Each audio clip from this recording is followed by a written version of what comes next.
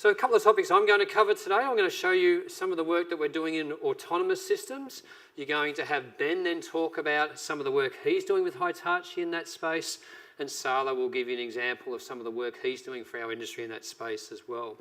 I'm then going to quickly touch on a couple of new objective measurement systems that we're developing. Really quickly talk on connectivity and Internet of Things, because we know that's really important for industry, especially up this part of Australia. And then finally, really leveraging on Lisa's presentation, how are we informing consumers and what technologies are out there to inform consumers of all the great things that we're doing as an industry. So autonomous solutions. Like I said, Sala's going to present very soon on one of his solutions that he's developing with us, and I thought I'd take this opportunity to introduce a solution that we're in essence co-developing with the US military.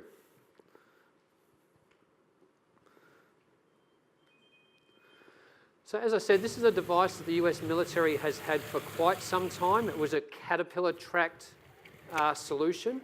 We're now working with the developers of that technology to turn it into an agriculture solution or a livestock solution, predominantly focused up for the northern part of Australia. So this will be an autonomous device. It will have anti-collision. There's no point putting this out there and mowing over fence lines or drowning it or running over livestock. This device will be here in Australia by the end of this calendar year, hopefully for our AGM. It'll do some simplistic tasks, but over the next 2 to 3 years, we'll start adding more solutions to it. This has got a range of 1,500 kilometres. If it's got some extra diesel tanks on, it's diesel electric. So it runs a diesel generator, but all 6 wheels are electronically driven or electrically driven. It's got some battery packs on board, so that means actually as we get close to livestock, we can actually go into what we call a silent mode. So if for some reason in the future we think there's a need to getting close to livestock, take photographs, take images, do some analysis, we can go into a silent mode. And as I said, this thing is literally bulletproof. It's what the US use in the Middle East, or a version of this. They use it for bringing troops back to a base station, but also as a pack horse, as you can see. Now we've got 5 or 6 Northern Partial companies working with us on this development, and they've given us a list of about 15 or 20 things they'd like us to do with it, and this is one of them.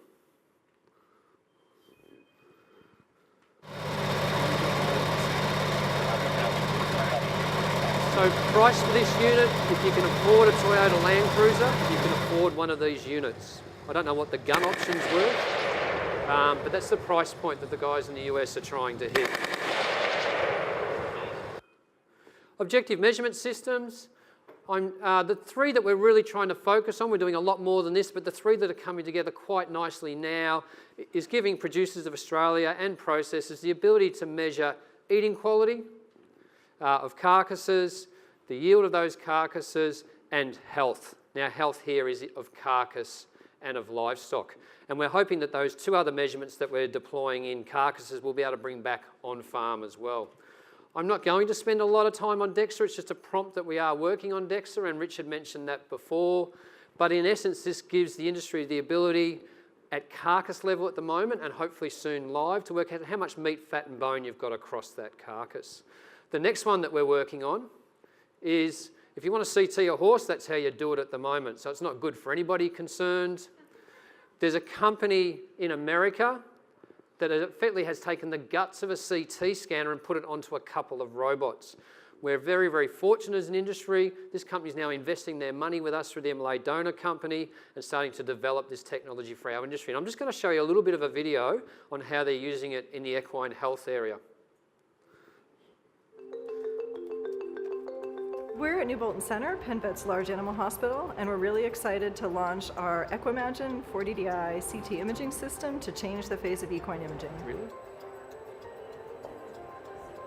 Really thrilling part of this is that we hope to be able to get these 3-dimensional images. So this is the first time horses have ever been able to be CT scanned standing up. It will not have to be placed under general anesthesia to do the majority of the studies.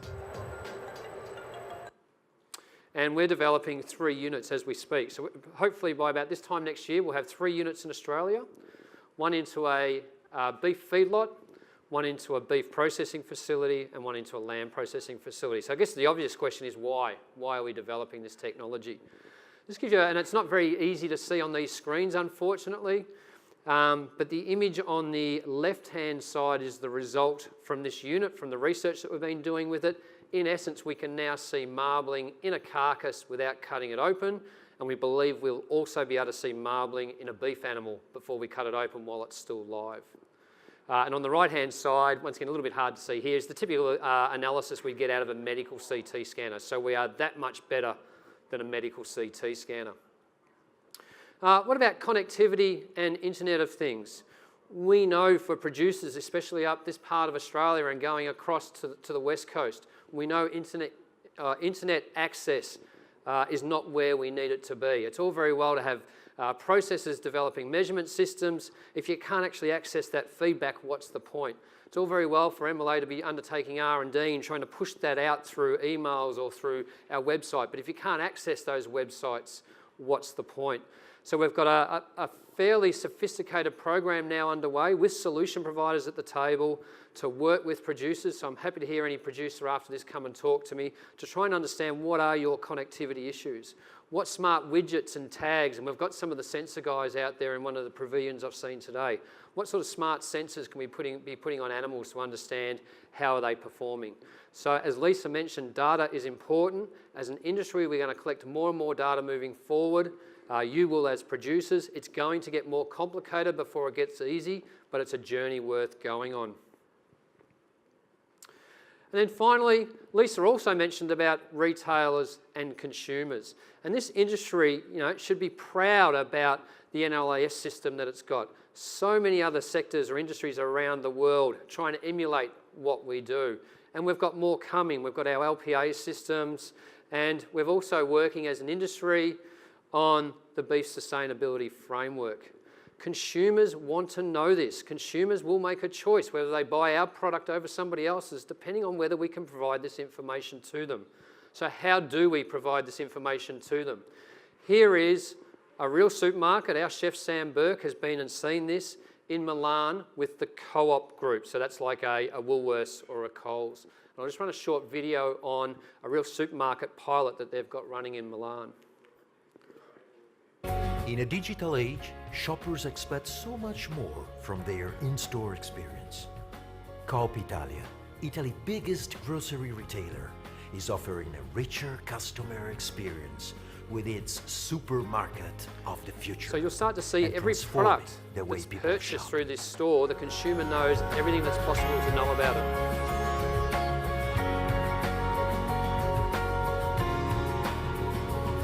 Where's it come from? Food miles, ingredients, allergies, ethical manufacture, ethical use of employee base. And we're really fortunate as an industry, we've now got the suppliers of this supermarket keen to work with us as an industry and develop a couple of evaluation models. So we as Australian producers, Australian processors and Australian consumers can start to get a bit of a feel for how might we select product in supermarkets moving forward. And as producers in the room, think about all of the information you've got about your animals. Consumers are going to want to know. And if we can't provide it to them, they will buy product from other countries. Now, how about when you take that product home? So here's a really innovative Australian wine company. They, and I'm making this up a little bit, I think this is a story. They've picked 19 convicts that came over, I'm assuming on the first fleet or when the convict ships came over, so I might not have that 100%, but this is what they're doing with smart packaging. And once again, it's another way to engage with consumers and let consumers take our story home.